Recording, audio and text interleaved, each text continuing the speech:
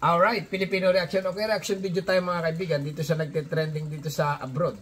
Okay, na itong balita na babae, okay, babaeng Pinay na napakaganda daw, pinutulan ng talong ang kanyang asawa dahil nga sa babaero. Okay, pinutulan ng talong, sinagad ang putol kasama ang itlog. Okay, ito na. Pasintabi po mga kapatid, pinutulan ng ari ang isang lalaki sa Baguio City. Ganti raw yan ang kanyang misis ng ibang pangalan ang banggitin nito sa gitna ng kanilang pagtatalik. Mga kaibigan na mag-asawa, itong babae ay namputol. Okay, kaya lang hindi pa malaman kung ano ang ginamit na pamputol dito sa talong ni Mr. Ulitin natin, take 2. Pasintabi po mga kapatid, pinutulan ng ari ang isang lalaki sa Baguio City. Ganti raw yan ang kanyang misis ng ibang pangalan ang banggitin nito sa gitna ng kanilang pagtatalik. Narito ang frontline report.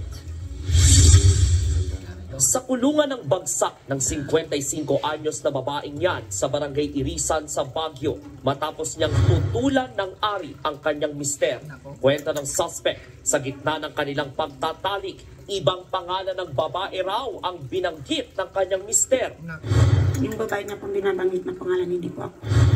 Dahil nakainom din siya, nagawa niyang kunin ang kutsilyo at putulin ang bahagi ng ari. Parang nadala yata mama ko sa lasing, pero alam ko naman po yung ginagawa ko kasi hindi ko po sa nagagawin ng ganito, pero nasasakit na po na salita. Pero paliwanag niya, nanakit din ang kanyang asawa. Binubugbog niya po ako, tapos tinatapon yung damit ko sa labas, pinapalayas ako. Pero explain natin mga kaibigan, ha? Ito, kahit under mo yung asawa mo, ay wala kang karapatan na putulin ang kanyang talong. Okay?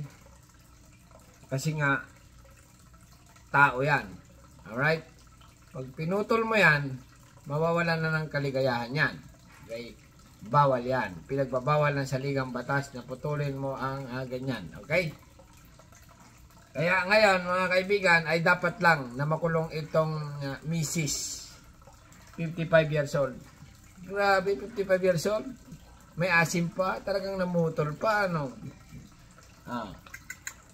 Wawa naman yung lalaki, ano. Siguro sa tingin ko yung lalaki, yung asawa nito nasa may edad na talaga, ano.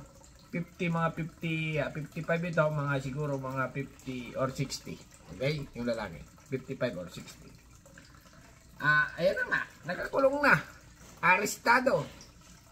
Dati na rin daw silang may record sa mga pulis dahil binubugbog siya nito. Giit niya, gustuhin man niyang magsampa ng reklamong adultery, wala siyang sapat na ebidensya. Kaya pinagdidik. Tamang hinala. Okay, ganyan talaga mga babae. Pero pag ang lalaki naman, pag nagkakaedad yan, normal yan ng mga babae. Kaya lang, itong si Mrs. kilos talaga ng todo. Habang sila ay nagsa-something-something, ayun na nga, napuno na siguro. Siguro ang binabanggit ng pangalan nito, Taylor Smith, ganyan. Artist. Ganon. Pag ang lalaki ay nagbabanggit ng mga ganyung pangalan, yan mo lang mga kaibigan, kasi bigati-kati. Halimbawa ay Amanda Page, di ba? Halimbawa ay continue na nga natin.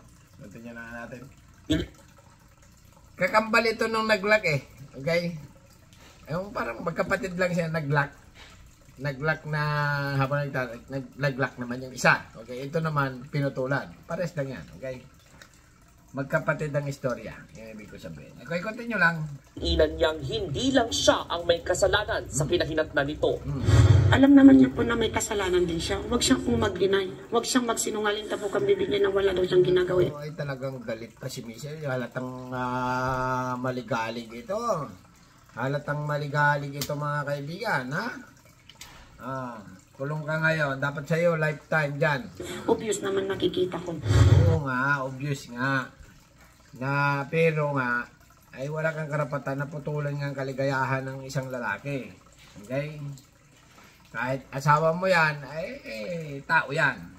Samantala, sinubukan pang ikabit ng mga doktor ang naputol na bahagi ng ari, pero bigo sila. ito ay wala na. Kahit tahiin mo pa yan. Okay? Isagad daw yung pagkaputol eh.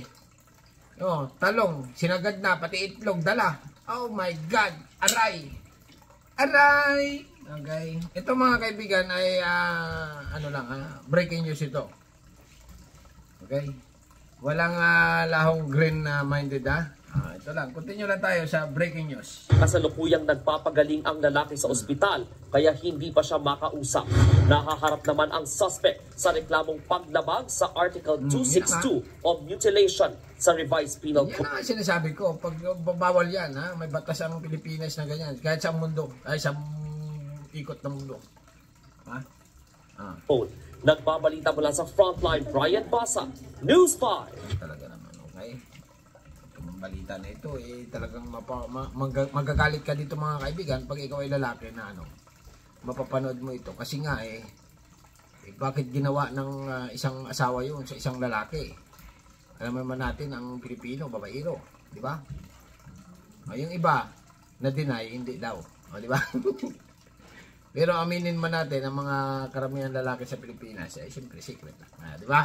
Alam na. Pero kung puputulin mo nga talaga ang talong ng lalaki, talagang hindi katanggap-tanggap yon sa isang lalaki. Para mo na rin kinitilan ng kanyang buhay, kaligayahan. Di ba? Paano yan? Yung lalaki na yon hindi na gagawa ng pambabae ngayon. Siguro galit talaga ito sa babae na, sa asawa niya. Ay, yung babae naman, sising-sisi ito. Bakit niya ginawa? Siya rin ang niyan apektado kasi nga, halimbawa pa hindi na tinuloy ang kaso. Okay? Halimbawa hindi na tinuloy, magsama na ulit sila. O sino ang dyan? Sino ang apektado? Hindi yung babae, di ba? Yung asawa niya, wala nang something-something, pang something-something sa kanya. Di ba? Siya rin ang may niyan. Alright. May lang ito mga kaibigan, Naulit ko, reaction video lang ito dito sa nagtitrending ngayon na walang lahok na itong green. Okay? Kasi nga, viral ito sa social media, ay viral ito sa Facebook, TikTok. Marami ang mga nagko-comment, lalo na yung mga abroad na lalaki. Sabi nila, paano yan? Pag umuwi kami sa Pilipinas, baka mamaya igayahin itong balita nito ng mga misis namin. Mahirap na. Okay lang sana kung ang putulin na itong kamay, may kanan, may kaliwa pa. Pag pinutol ang paa, may pwedeng kung saklay. Okay?